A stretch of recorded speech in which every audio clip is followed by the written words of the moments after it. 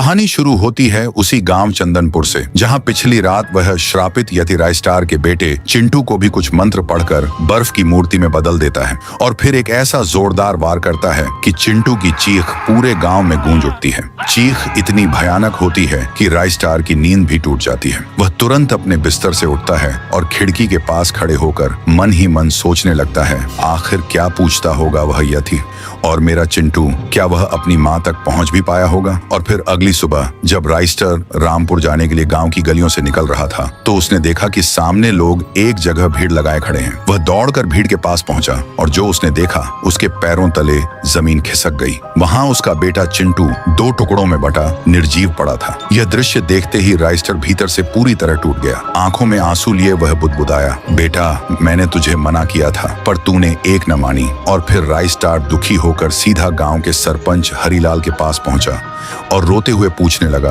काका आखिर वह श्रापित यति क्या पूछता होगा और क्यों लोगों को वह बर्फ में बदल देता है। हरिलाल कांपते हुए बोले, बेटा यति कौन है, क्यों सबको बर्फ बनाता है, आज तक इसका राज कोई नहीं जान पाया। रायस्टार तुरंत बोला, तो क्यों न हम किसी तांत्रिक को बुलाएं जो इस रहस्य का हल निकाल सके। और फिर अगले दिन पूरा गांव इकट्ठा होता है और एक प्रसिद्ध तांत्रिक को बुलाया जाता है। तांत्रिक के आते ही रायस्टार रोते हुए सारी घटना बताने लगा, महाराज मेरा बेटा चिंटू मारा गया, अब आप कुछ कीजिए, आप ही हमारी आखिरी उम्मीद हो। तांत्रिक तुरंत गहरे ध्यान में चला जाता है। कुछ देर ध्यान लगाने के बाद उसके चेहरे का रंग उड़ जाता है। वह कांपती आवाज में बोलता है, जो यह है अत्यंत भयानक है और यह मेरे बस से बाहर है। और इतना कहकर वह तांत्रिक उसी क्षण गांव छोड़कर भाग जाता है। तांत्रिक के जाते ही रायस्टार के मन में अनेक सवाल जन्म लेने लगते हैं। आखिर वह यति क्या सवाल पूछता होगा और तांत्रिक ने ऐसा क्या देखा कि वह डर के मारे गांव छोड़कर भाग गया। और फिर अगले दिन अमावस्या की रात होती है। पूरा गांव गहरी नींद में सोया होता है पर रायस्टार बिना डरे गांव के बीचों बीच खड़ा